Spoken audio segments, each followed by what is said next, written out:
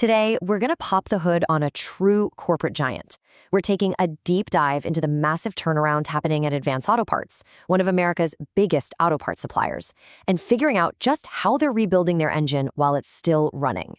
I mean, think about it. Whether you're a DIYer changing your oil on a Saturday, or you're a professional mechanic trying to get a customer's car back on the road ASAP, chances are you've walked into an Advance Auto Parts.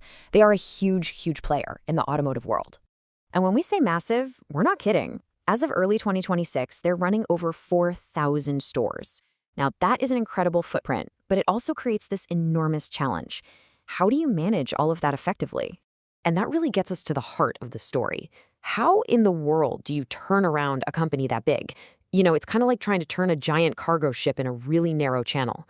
It's not just tough, it takes an incredibly clear plan and almost perfect execution. So this wasn't just about a quick tune-up for them. The company itself calls its new strategic plan a journey, and that word signals a deep, fundamental shift in how they do business, right from the ground up. And get this exact phrase, 1 year into our journey, comes straight out of their own investor presentation. That is such a deliberate choice of words.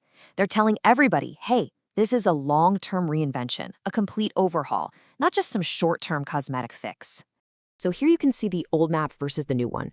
Before, the focus was totally reactive, stabilizing the business, basically putting out fires, and trying to figure out what was even working. But now they're on the offensive.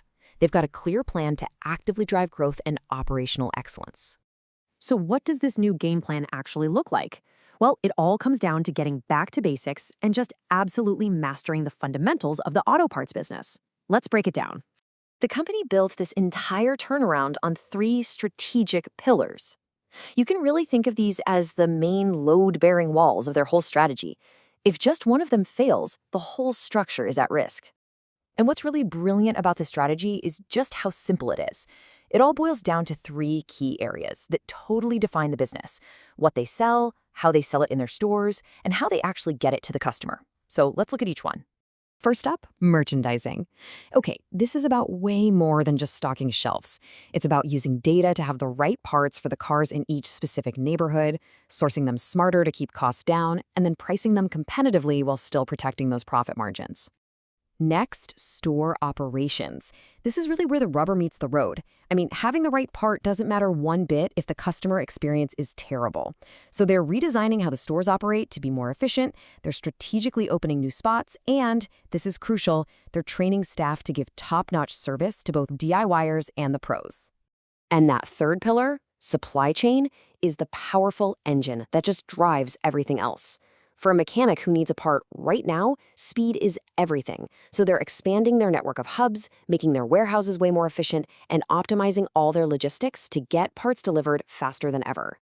And these 3 pillars, they all lead to one simple promise to their customers: right part, right place, right service.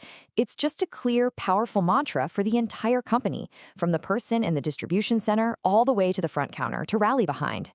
Okay, so that's the plan. It's really well structured, makes a lot of sense on paper, but is it actually working? To figure that out, let's go check the financial dashboard. This is the big question for absolutely everyone involved, right? From investors to employees to customers. Is this massive effort actually delivering real, tangible results? Well, the numbers give us a pretty clear answer. And yeah, the answer seems to be a resounding yes. Just look at the upward trend on this chart. It shows the company's profitability, basically how much profit they're making from their core business, and it has been climbing steadily ever since they put this new plan in place. And to put that into perspective, they went from actually losing money on operations in the second half of 2023 to being solidly profitable in 2025. That is a huge swing in the right direction, a full 500 basis point improvement in their profit margin. This newfound profitability is built on a rock-solid foundation of very strong sales. In the fourth quarter of 2025 alone, they brought in $2 billion in revenue. That shows you customers are really responding to the changes. And other key signs from that quarter are painting a very similar picture. Sales at existing stores are up, and their profit margin is strong. It's like all the lights on the financial dashboard are turning green. So with the turnaround clearly working, the company is definitely not taking its foot off the accelerator. So what's next on the road ahead for Advance? For 2026, the strategy is pretty simple. double down on what's working. They're going to keep refining their sourcing and pricing, and at the same time, they're accelerating the growth of their most important assets, their physical stores, and those critical distribution hubs. And you can see it in their official forecast for the year ahead. They are confident this momentum is going to continue. They're projecting continued growth in sales, even better profitability, and dozens of new stores opening their doors.